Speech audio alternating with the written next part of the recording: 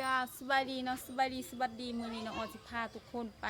เฮ็ดคลิปรีวิวเส้นทางเขาวานน้องออนซาวลาตายเห็นคอมเมนต์หลายคอมเมนต์ว่าน้องออนเฮ็ดคลิปน้องออนสิเริ่มเฮ็ดคลิปไปใส่ออกไปถ่ายออกไปเลยเนาะเส้นทางวานน้องออนมันสิโหดหายถ้ารุ่นชันใดในช่วงฤดูกำลังสิเข้ายามฝนนี่เนาะเดี๋ยวน้องออนสิมา VS กันระหว่างยามฝนกับสิโหดหายสิได้หนทางเอาเจอเลยว่าผู้บ่าวทั้งฝั่งไทยยานเด้อเนาะ สาวขลอง200 ล้านหนทางชีวิตหายสำใดปะน้องออนจะพาทุกคนไปดูดกันเด้อเนาะทุกคนเนาะก็ฝากทุกคนเขาให้กำลังใจส่งน้องออนซาลอตไตเด้อทุกคนอย่าลืมเบิ่งโฆษณาให้น้องออนเด้อทุกคนพออะไรมีได้เล็กหน่อยก็ขอบใจ FC ทุกคนที่ซัพพอร์ตได้เอ็นดูสาวน้องออนซาลอตไตเนาะสาวเสือแดงเนาะนี่เสือทั้งในนี่ก็สีแดงเนาะทั้งนอกนี่ก็สีแดงคิดว่าซ้ำได้ความหมักสีแดงเนาะทุกคนปะ น้องออนต้องนุ่งในลายสันเนี่ยเนาะเสื้อสีแดงข้างในก็ยังนุ่งอยู่เนาะมักแห้งสีแดงตัวนี้เนาะปากกระเลงเสือกระเลงเนาะไปให้สุภาพทุกคนไปเดี๋ยวน้องออนจะเริ่มถ่ายแต่เพื่อนไปเลยจะลงหอทาวักเอาโหลดขามทาวักมาลุ้นกันว่าน้องออนสีได้สำใดเส้นทางวันน้องออนสีอันตรายสำใดเส้นทางวันออนมี2ทางเขาเนาะสามารถเอารถใหญ่คำอะไรตรงโค้งทางไซระบัมมาหรือว่าก็ไม่ขี่รถจักรก็เป็นขามบักเนาะ นี่เนาะทุกคนนี่กับเพื่อนน้องออนเนาะหนทางกับไปเลยเฮาสิขี่ไปตอนนี้น้องออนบ่ทันได้เอารถออกมาเดี๋ยวน้องออนสิถ่ายไปตัวนี้ก่อนเนาะโค้งนี้เนาะฮอดนี้เนาะหนทางสิประมาณนั้นเนาะแม่ก็ยังวางเว้าโทรศัพท์เนาะเอื้อยโทรมานี่ก็มีเบะมีหยังอีกเนาะวันนี้ส่วนไรเป็นเจ้าสิเห็นลายเป็นก็เจ้าสิเห็นลายเป็นเหล่าเข่าหรือพังไทยของบยุงเข่าเนาะอยู่ล่าวนี่ก็มีวุ้นเปิดประตูเหล่าเข่าเนาะวุ้นเปิดประตูเหล่าเข่าก็มีพูย่ามเข่าขึ้นเหล่าเรือ11 เดือน 12พูนะวุ้นย่ามนั้นนะขอพรรษาแล้วกับวุ้นเนาะสิประมาณนี้เลยทุกคนเนาะเดี๋ยวน้องออดกับสิถ่ายไปเลยเนาะเดี๋ยวน้องออดไปเอามอเตอร์ไซค์ก่อนมันสิเริ่มออกไปเลยยะคือฝนสิตกเนาะมื้อนี้เนาะทุกคนเนาะก็พักทุกคนเขาให้กำลังใจเนี่ยเด้อทุกคนเด้อบ้านน้องออนสิรีวิวฮอดปากเซดูโบเนาะปะทุกคนเนาะทุกคนเฮาก็สิพาทุกคนรอเบิ่งหนทางกลางบ้านเนาะที่เงียบสงบเนาะจะบ่มีตกคนเนาะผู้เวอร์มิดเนาะเพราะว่าน้องออนสิถ่ายคลิปยามเช้ายามเพ็ญยามเด็กก็บ่มีคนนี้เวิร์ดเนาะหมู่บ้านนี่งามอยู่แต่ว่าบ่มีคนเนาะ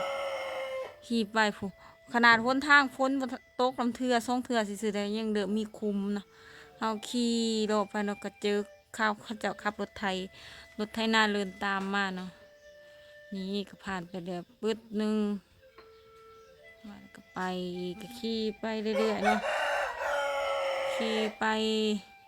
จนกลัวสิสุดหมู่บ้านเนาะเขาจะพาทุกคนขี่รอเบิ่งเส้นทางสดๆเลยเนาะอันนี้ว่ามันคอนเทนต์เนาะคนทางอีดีเด้อทุกคนเดินทางจริงๆเลยบ้านเฮากำลังเริ่มออกเงินกันเก็บกันเพื่อนละพันบาทเนาะเนาะก็เดินทางไปมาหอดบัตรแล้วเนาะตอนนี้เนาะเพื่อนเขาเจ้ามิตรลังงามๆเนาะเพราะเขาเจ้าไปทำงานอยู่พังไทยหลายเนาะเฮาก็สิขี่รถไปเรื่อยๆเนาะขี่รถอ้นทางเทได้บ่10 เมตรกะยานเลยสันได้ก็เอาเนาะปีหน้ามาเจอกันใหม่เนาะเอาเฮ็ดกันไปปีละน้อยลองเบิ่งเนาะเขาก็ออกไปนั่นเนาะเขาก็เขียนใส่ว่าหนทางแยกอันเนาะซื้อไปหันแม่นหนทางไปวันกันเกาะออกไปทางปักเซ่เลยเนาะซื้อหันเนาะน้องออนสิเดียวเขาทางนี้ก่อนจักหน่อยแล้วน้องออนงูมาออกไปทางฝุ่นเนาะตอนนี้น้องออนสิพาทุกคนรอเบิ่งหมู่บ้านน้องออนให้มันสุดเลยเนาะตอนนี้ขี่รอหมู่บ้านเลยเนี่ยฝากทุกคนทุกคนกดติดตามคลิปต่อไปน้องออนสิพาทุกคนไปเบิ่งบ้านแกงกอกเนาะเส้นทางออกไปนอกออกไปปากเซ่เนาะมันสิลุกลังซำใดเนาะจนเฮ็ดให้ผู้ว่าทั้งพังไทยยานเท่านั้นเนาะขี่วันนี้เฮาก็ขี่รถไปเรื่อยๆเนาะพาทุกคนเบิ่งคนทางไงว่ามันบ่คืออยู่ทางพังไทยนั้นทางพังไทยเขามีรัฐบาลสลายบ้านเฮาเฮ็ดซอยกันเนาะนับแต่ครัวกลางบ้านอีหยังนับแต่กำแพงบวกกำแพงแบบแม่นบ้าน ออกเงินกันเฮ็ดเองเบิดเนาะก็สั่งกันเลยบ่แล้วเนาะแบบซอยกันเฮ็ดเนาะบางคนก็ไปทำงานแต่พังไทยเขาเจ้าก็พากมาผู้ละ1,000 2,000ซอยกันจังว่าแล้วเนาะพวกเนาะเฮาก็ขี่ไปเรื่อยๆเนาะขี่ไปเจ้าก็เห็นส่วนหลายเป็นสัญลักษณ์บ้านเฮาเป็นเหล่าเขาเนาะหรือว่ายุงเขาพังไทยเฮาส่วนใหญ่เขาจะมักเฮ็ดเฮือนใหม่เนาะทางภาคบางนี้เขาเจ้าก็เริ่มเทคือกันเนาะเมื่อวานน้องอ่อนกับหลายคนก็ถามว่าจักหลังคาก็ประมาณ200ปลายเนาะทุกคนเป็นหมู่บ้านใหญ่แต่ว่าคนมันบ่หลายเนาะเขาจะไปทำงานอยู่ฝั่งไทยเบิด200ปลายเกือบจะเข้า300แต่ว่ามันบ่มีคนอยู่หรอกเนาะคนอยู่ก็เล็กน้อยซื่อส่วนใหญ่เขาไปทำงานเบิดมีแต่เล็กน้อยกับผู้เฒ่าได้อยู่เนาะส่วนใหญ่เฮือนซ่านมีแต่หลังงามๆแต่ว่าหัวเนาะส่วนน้อยเนาะหัวมีแต่กำแพงเขาเฮ็ดแต่เลื่อยไม้สังไผ่เนาะนานบักจับซื่อบางคนก็ไม้ซื่อเนาะเป็นสัญลักษณ์ของตามชนบทเนาะขี่ไปเรือเส้นทางมันก็ตีงเลยเนี่ยทางมันบ่ค่อยดีลูกหลักเนาะใส่กันยังไงโอ้ก็คือโคบเนาะอ่อนขี่โลไปโลมาแทนมีเนี่ยสุดท้ายก็คือสิไก่สิสุดบาทเลยเนาะน้องอ่อนก็ที่ไปเห็นเขาเจ้าคนเฒ่าเขาสิไปอันนั้นเนาะไปจังหันไปบัดนะถามสิไปใส่น้องอ่อนว่าไปถ่ายคลิปเนาะเขาเจ้าห้องถามคนรู้จักกันคุยกันเรื่องจริงเนี่ยส่วนลายหมู่บ้านเฮาเป็นลายเป็นเหล่าเขาลายเนาะเพราะว่าเฮ็ดหน้าดิเอาสีเป็นหน้าหนทางก็คือทุกคนเห็นทันเดหนทางตะปูเนาะไปเข้าลูกลำมันนะไปเข้าตักสึกตักเสือพวกไปเข้าถ้าได้ปลดปล่อยก็ยังคือเก่าอยู่นะก็มีการพัฒนาเนี่ยก็เฮือนซ่านบันส่งแล้วไปทำงานอยู่ฝั่งไทยได้เงินมากก็มาเฮ็ดเฮือนเฮ็ดซ่านเนาะแต่นั้นก็บ่ได้เฮ็ดเขาขี่รถโลไปเลยเนาะนี่ก็มาหอดอาหารค่ายเครื่องเขาเจ้าเนาะแล้วก็จอดซื้อของค่ายเครื่องข้าวหนึ่งก่อนจังสิไปต่อเนาะปุ๊บปั๊บ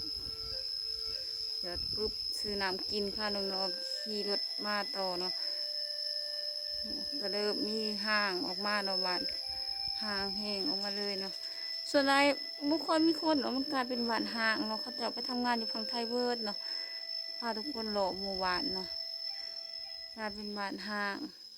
เงียบสงบเนาะแล้วมันก็อยากตีงเนี่ยจังหน่อยเพราะว่ามันอันนั้นเนาะหนทางมันเป็นคุมเป็นเลนไปเนาะคันมันยามฝนคันมันฝนตก6เดือน6อย่างเงี้ยหมดไปแล้วเดือน7เดือน8นี่ตายโลดเดือน7เดือน8นี่มันไปคนอย่างเดือน7เดือน8เดือน9นี่3เดือนนี่โคตรเปื้อนเดือน10นี่เดือนแห้งเนี่ยเดือน10เดือน11เนาะมันยามเกี่ยวข้าวคนมันก็เริ่มห่วยเนาะเราก็ขี่ไปเรื่อยๆเนาะ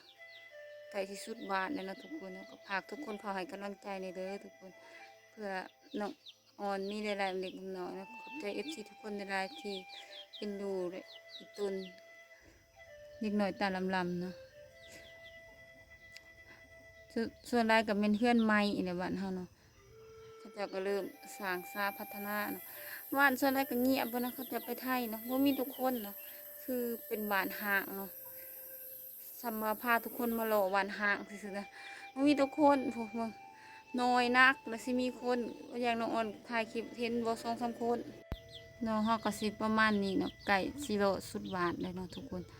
ขี่ไปเรื่อยๆเนาะเห็นมีแต่บ้านงามๆแล้วงามๆบางคนก็เฮ็ดจนเฮ็ดกำพุงกำแพงเฮ็ดเฮือนมีแต่งามแต่บ่มีคนอยู่เนาะคันมากลางคืนสิร้อนซำใดทุกคนคิดเบิ่งขนาดว่ากลางเว้นยังเงียบสงบกลางเว้นยังสัมปาสะเนาะกลางคืนสิซำใดบ่มีทุกคนเนาะ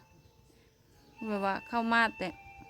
ก็เอาเงินพากไว้เฮือนแล้วก็นี่น่ะจะสั่นมันเป็นผิวแบบนั้นเนาะวานเมืองเขาเจ้าก็มีหานขายของขายเครื่องอีกเนาะเนาะทุกคนเฮาก็พาทุกคนรอเบิ่งหมู่บ้านเส้นทางเนาะขนาดเลยเนาะโคตรยากเนาะเดี๋ยวเฮาสิขี่รถกลับเมืองเนาะ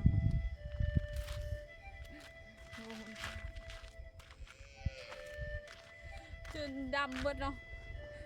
จุด แสบเป็นลังมือเนาะขับรถเฮงขับรถบกเก่งเท่าไรก็เฮงมาเจอเส้นทางแบบนี้เฮงโคตรยากเลยมันคุณสภาพผมเนาะพาทุกคนเมื่อเดบัตรเลยเนาะบัตรป่าเนาะเขาจะกำลังสั่ง